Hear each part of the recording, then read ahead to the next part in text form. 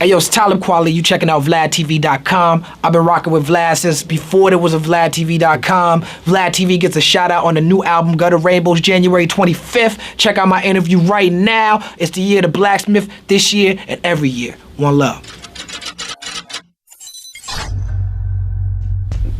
Not counting yourself, who do you think the top 5 Brooklyn MCs are of all time and why?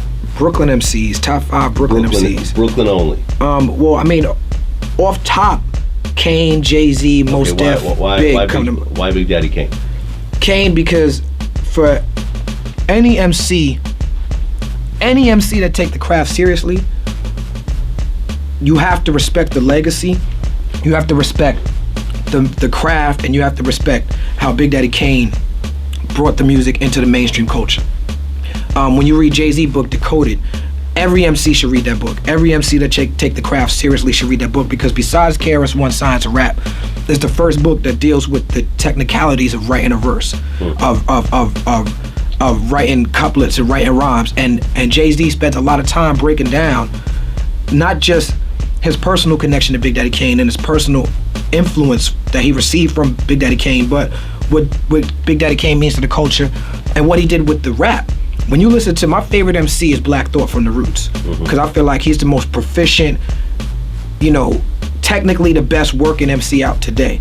And when you listen to Black Thought, he's equal parts Big Daddy Kane and Kool G Rap. You know what I'm saying? When you listen to his style, it's like his influences from that. We all children of that style, man. Like, and Kane would be in my top 5, top 10, even if he wasn't a Brooklyn MC. Okay, so that's one. And this is in no order, just your top 5. Yeah, I mean, you know, well, when I think of Kane, I think of Jay. Okay, so Jay, why Jay? Jay-Z is, when I talk about, earlier I was talking about being the best MC, I was talking about all the different points you have to hit, and it's much deeper than just being the best MC on your block or having a good rhyme. And when it comes to hitting all the points, for the culture, Jay-Z is the best MC doing it.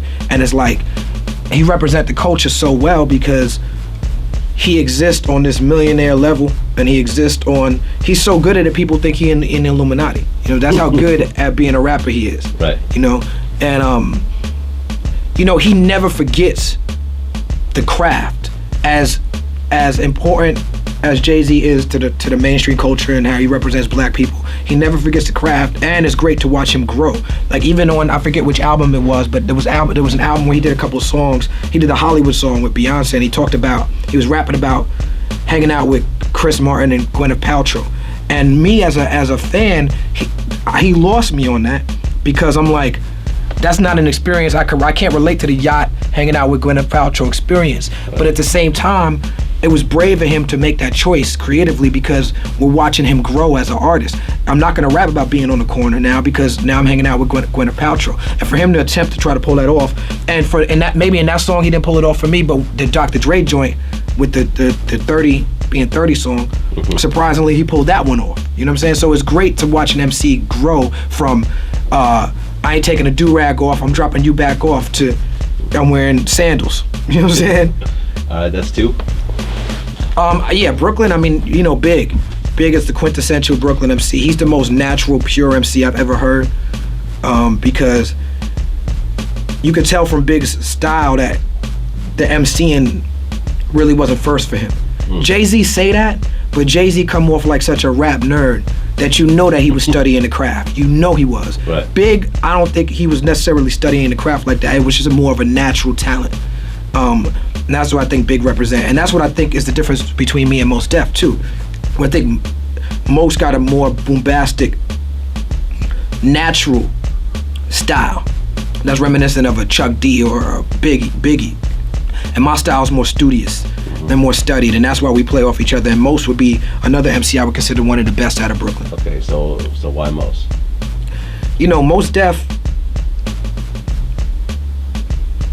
talent is taking a complex thought and putting it in the most simple fashion. His style is very simple.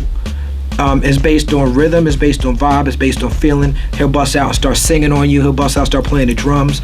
But he's saying real deep, heady stuff. He's saying a lot more revolutionary things than even your average conscious MC.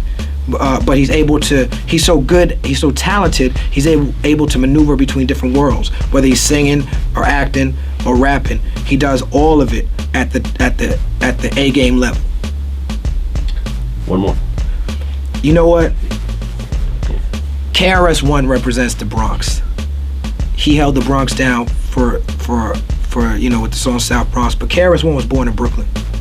And KRS-One spent his early years in Park Slope, which is a neighborhood that I come from. So even though KRS-One is gonna represent the Bronx, and he may even be like, nah, I represent the Bronx. As far as I'm concerned, KRS-One represent Brooklyn, man.